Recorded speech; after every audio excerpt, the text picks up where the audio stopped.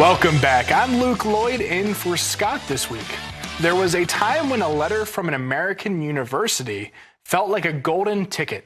Families halfway around the world would gather around the kitchen table, open that envelope, and see more than just an acceptance. They saw opportunity. A flight to the United States meant access to the best labs, the best professors, the best shot at the American dream. For decades, international students didn't just fill classrooms, they filled dorms, research programs, local coffee shops, and tuition budgets. Big campuses relied on them. Small colleges depended on them. But now that stream has slowed.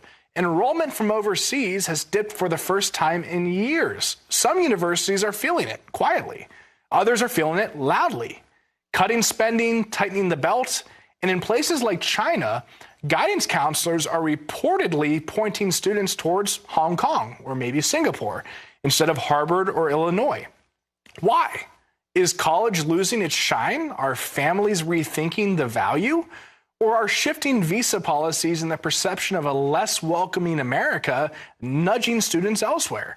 President Donald Trump has spoken out about wanting international students here. So what's happening? My next guest will have something to say about this. Please welcome to the show, Dr. Carol Swain. Thank you for being here. Thank you. I have a lot to say. I would say that the drop in foreign enrollment is part of President Trump's policies because he suspended visas for foreign students a few months back, and there was a concern that they were not being properly vetted. And the colleges and universities who are feeling the crunch, many of them preferred foreign students over American students because the foreign students were able to pay full price. That's interesting because, I have a lot of friends now that I can say I can go over to Germany, I can go over to France because I met them in college. They were international students. We need international students here because, adding productivity to the system and getting education and adding value to American society, that's not necessarily a bad thing, right? Young man, we need foreign students, but we need to make sure that the ones that are coming are not spies because we've had problems with intellectual property being stolen. And we've had a situation that has worked against American students because they were not able to pay full price. And so I think that the balance of the system the system is changing in a way that I believe is positive. It won't be the end of foreign students, but it means that we will bring in students that have been properly vetted, students who are unlikely to be spies from China or some other country where they're interested in intellectual property.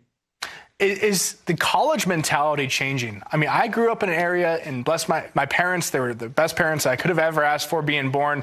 They said, Luke, you need to go to college. You absolutely, the only goal in life is to make sure you go to college and get a 4-year education.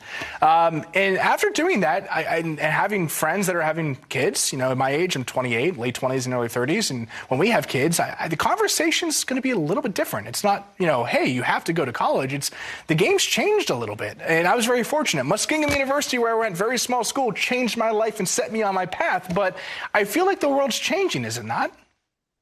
Well, it's changed a lot. And I can tell you that I was a former high school dropout, started at a community college and ended up getting degrees, became a university professor.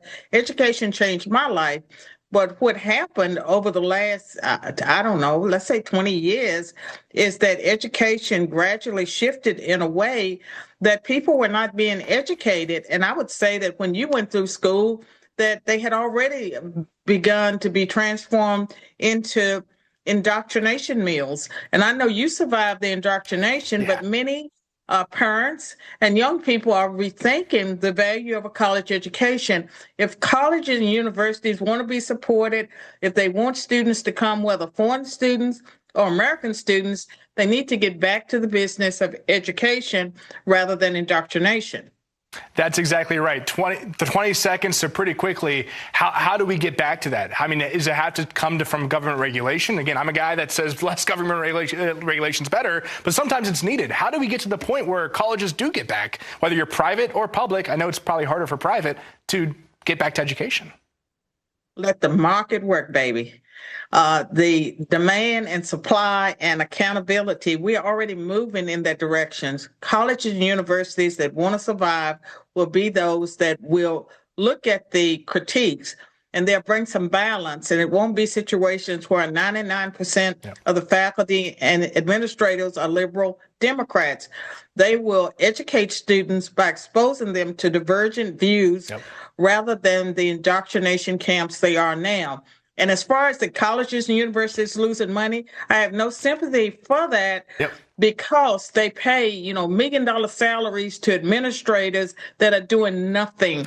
The students, the inmates, they run the institution. I love that mentality. Supply and demand, markets always work. Thank you so much, Dr. Carol Swain, for coming on today. Thank you.